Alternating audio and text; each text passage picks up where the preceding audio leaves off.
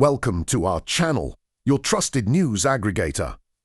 We bring together the most important stories from around the world into one place, saving you time and helping you stay informed without the endless scrolling.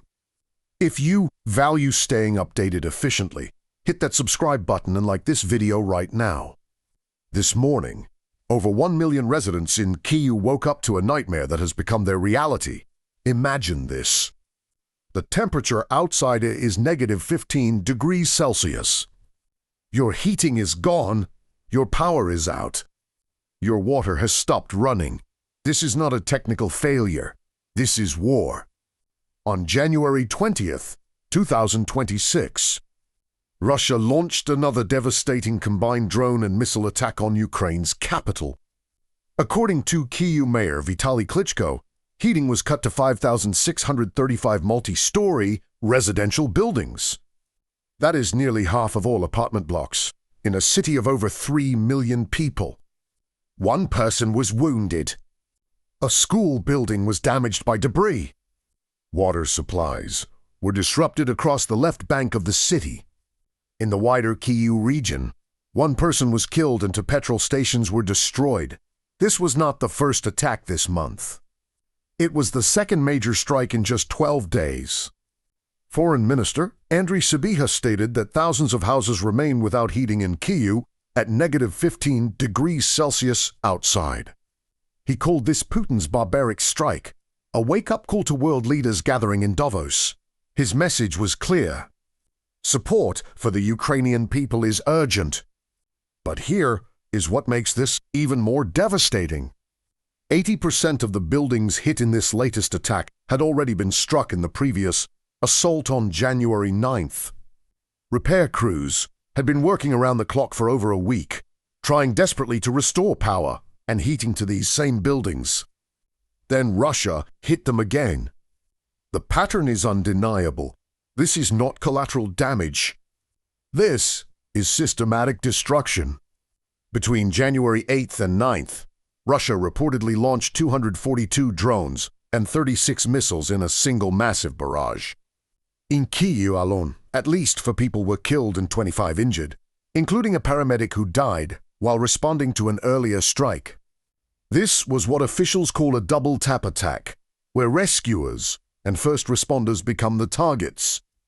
If you are finding this information valuable, make sure you are subscribed to our channel. We work hard to bring you verified news from multiple sources so you do not have to search everywhere. Hit that like button to help this reach more people who need to stay informed. You, an Undersecretary General for Political Affairs. Rosemary DiCarlo told the Security Council that the start of 2026 had brought no peace or even respite to Ukraine, but renewed fighting and devastation. As temperatures plummet far below freezing, Russia has intensified its systematic attacks, targeting Ukraine's energy infrastructure. She noted that the strikes have killed and injured scores of civilians and deprived millions of electricity, heating and water for prolonged periods.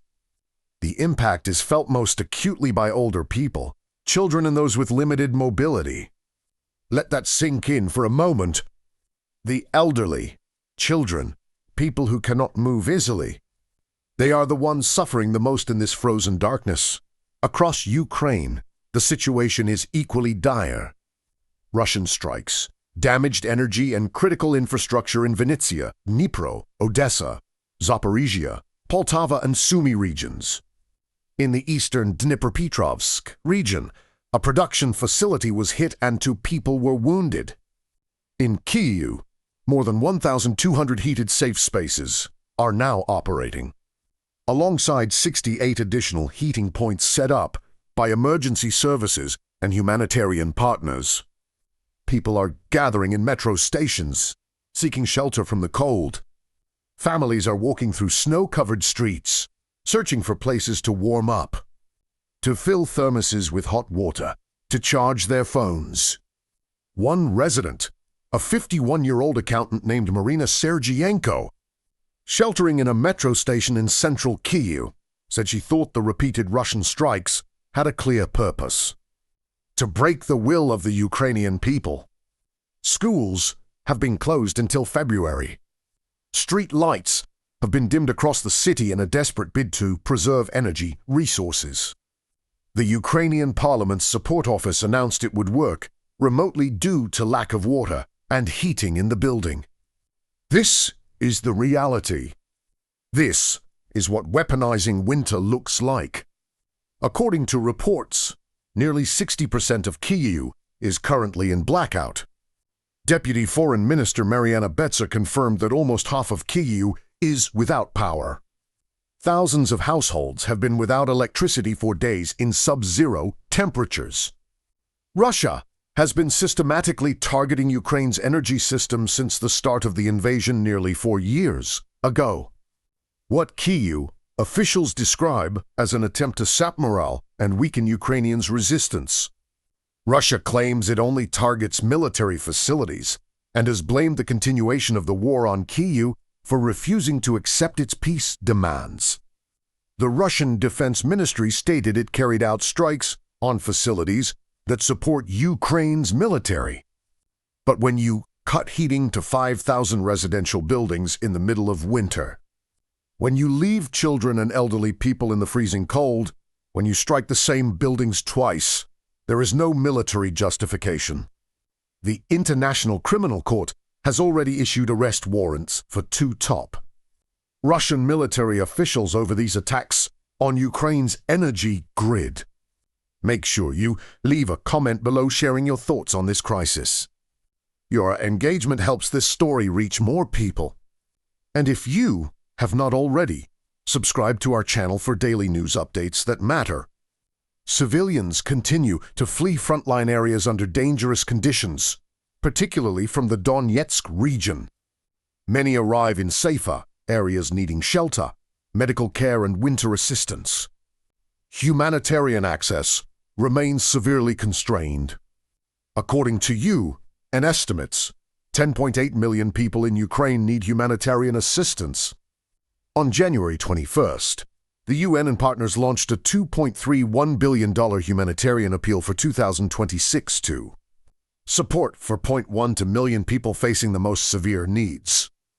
Both UN officials and Ukrainian leadership have reiterated that attacks on civilians and civilian infrastructure violate international humanitarian law.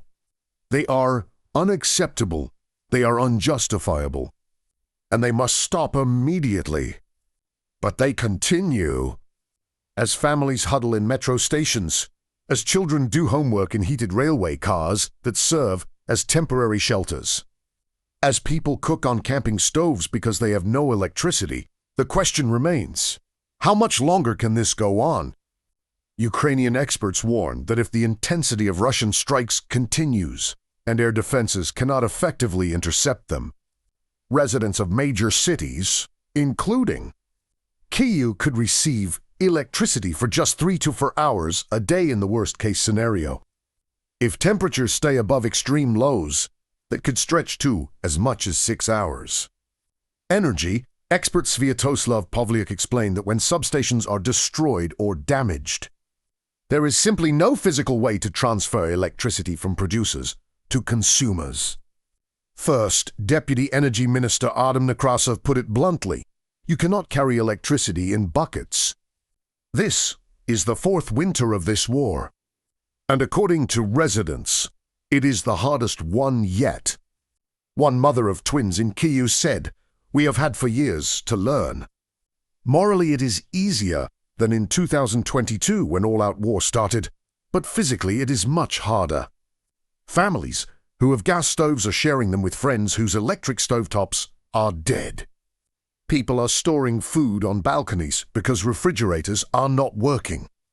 Personal power banks are depleted. Backup generators cannot close the gap.